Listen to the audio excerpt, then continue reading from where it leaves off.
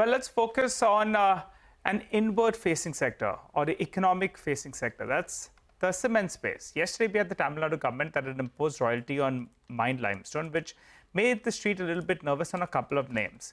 But JK Lakshmi Cement, well, that's the stock on our radar. We want to ask them, how is demand shaping up and what's the path ahead? Well, to help us out with that, we have Mr. Arun Shukla, the President and Director at JK Lakshmi Cement. Hi, Mr. Shukla. Good morning and thanks a lot for joining in. Well, there's a brokerage positive note as well coming from HDFC Securities. But before we get to those points, let's talk about the industry first. Is demand as strong as expected? We understand that the government is spending more. That's reflected in demand on ground. And what about the real estate space? Housing sector demand is as strong as expected? I think demand is improving after quarter two being very sluggish. Quarter two onward, quarter three onwards, things have improving, and quarter four has been very good. I think this is as per the expected demand level. And of course, I think all those budgetary allocation in infrastructure segment and even income tax relaxation to middle class, that is helping us to drive demand at the ground.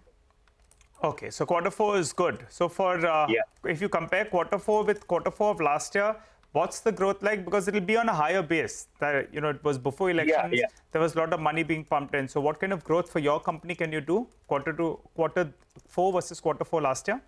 So January, March typically is high. You are right that base is high, hence growth is going to be about industry growth 7 to 8% in quarter four, and we are going to grow in alignment with the industry.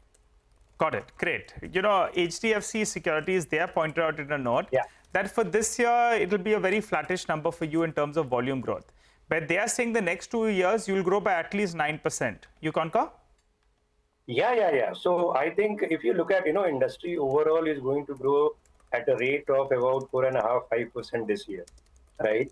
And we are going to grow at about, let's say about 3–3.5%, which is more or less in alignment with the industry, because industry has also not done so well. Now, going forward, yes, we do have a very, strong conviction that we are going to grow at a rate of, 9% plus, which is going to be little higher than the industry growth in coming years. And more so because, the kind of, growth plan which we have set up for ourselves, that is going to drive volume and, of course, top line for JK Lakshmi.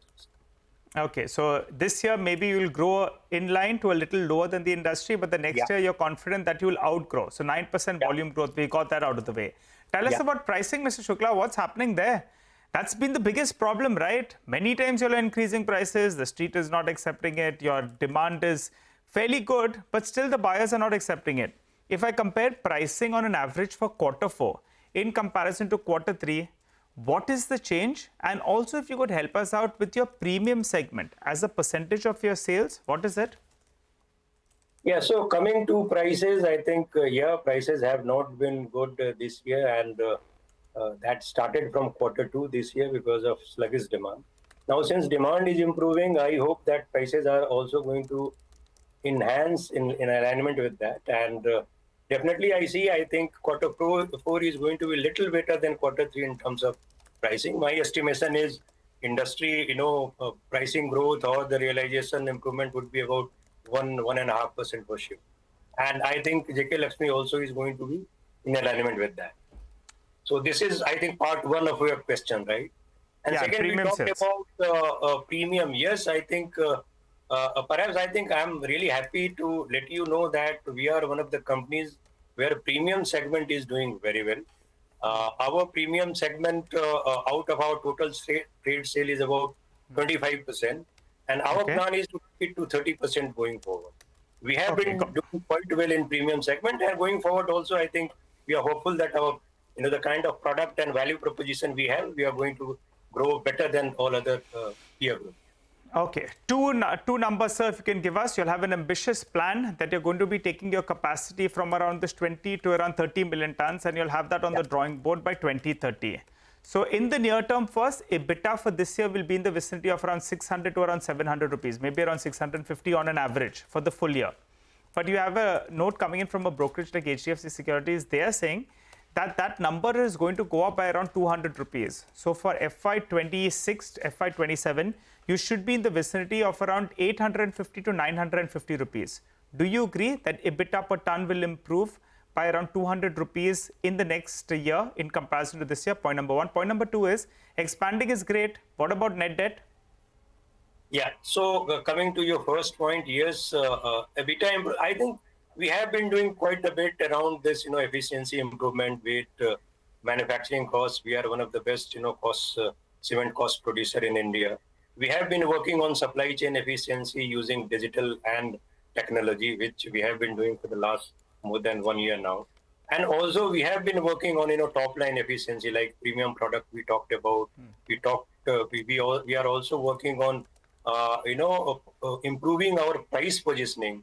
Just to let you know, in the recent past, just about 2 months back, we have launched our, green product called, JK Lakshmi Green Plus Cement. This is, towards our, effort to enhance our price. Yes, Mr. Shukla, we have that release. That's a good initiative, and as you said, demand is fairly good out there. EBITDA number improves by 200 rupees in the next year in comparison to this year? That's what I was coming to, your question. Like, all those initiatives on manufacturing costs, on supply chain, on top line, and, renewable energy, this is all definitely going to take us our EBITDA upwards towards, 200 to 250 rupees for sure. Okay, all right. Well, a little bit short on time, sir, but thanks a lot for joining and giving us those details. And for the time being, you don't have exposure to Tamil Nadu, so you're saved from this, this royalty hike, but we'll have to see whether other states implement that as well. Thanks a lot for joining in. Well, for